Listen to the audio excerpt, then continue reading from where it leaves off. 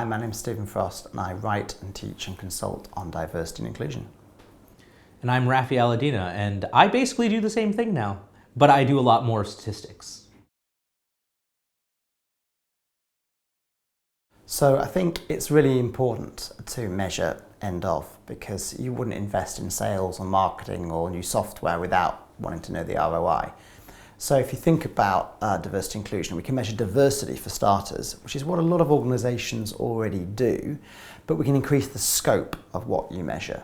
So in the UK, for example, there are the protected characteristics, race and gender and so forth, and you can measure those. But in addition, above and beyond that, you can measure things like social mobility. You can measure cognitive diversity.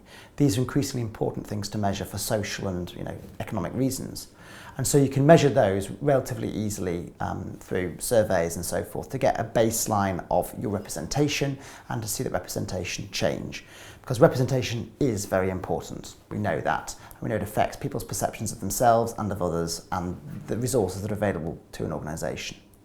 However, diversity and measuring diversity is only the beginning of the story. So Raafi? Yeah, so the other side is measuring inclusion. And we've talked before about how diversity is the workforce. It's the makeup of the team.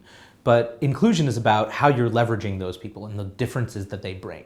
So if you have a diverse group of people, but they're not able to actually bring that to their work, then you're not getting any of the benefits of that diversity. You're not actually getting what you hired them for in the first place, for that different perspective to fill that gap that's not on your team already.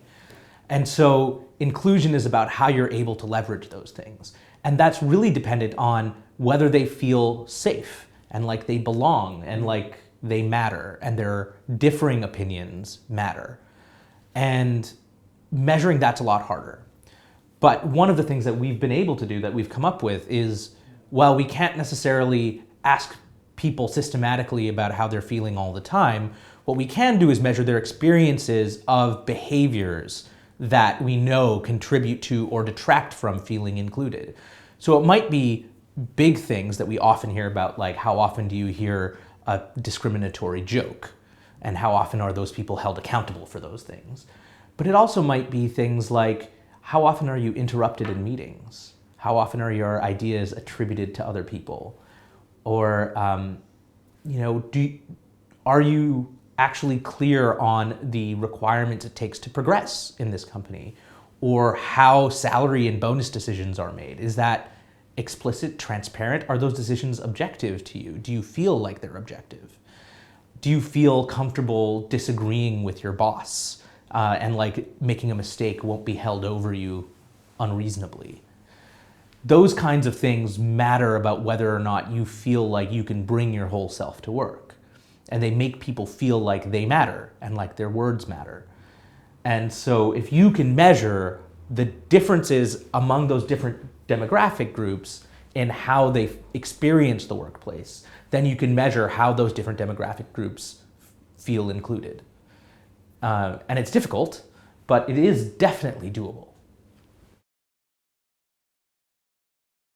So in terms of why should you measure, people don't usually ask that question outside of sales or marketing or other areas. You just do it because you want to know your return on investment.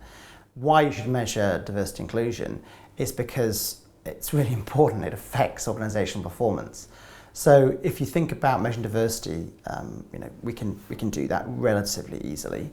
Measuring inclusion is harder, but that's the important thing, to know whether you're actually leveraging that diversity and actually using it to good effect. So it's really important to do that. And we've done it in many organizations, and we can demonstrate the before and after of including people and how that results in just far greater engagement, performance and so forth. I think the other thing is that we know that different types of inclusive or exclusive behaviors affect different outcomes. So we know, for example, that psychological safety, whether or not you feel like you can actually confront your boss or disagree with decisions openly, that really strongly affects whether or not you feel like your team is effective. It really strongly affects the creativity of your team and innovation.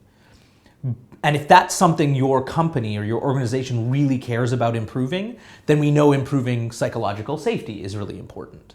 But if, for example, what you really care about is improving commitment of your employees to the organization or job satisfaction, then we know that transparency and objectivity in decision making are really what you need to increase. So it helps with identifying what levers you want to pull. The other thing is which of these behaviors are affecting which groups more or less. So if we know, for example, that for Black women, it's really not transparent how decisions are made in the organization, but for white men it is, then we know that if we have a retention problem around Black women, and that's one of the key diversity issues we're finding, then increasing transparency is how we're going to help retain them, or one of the ways in which we're going to help retain them more.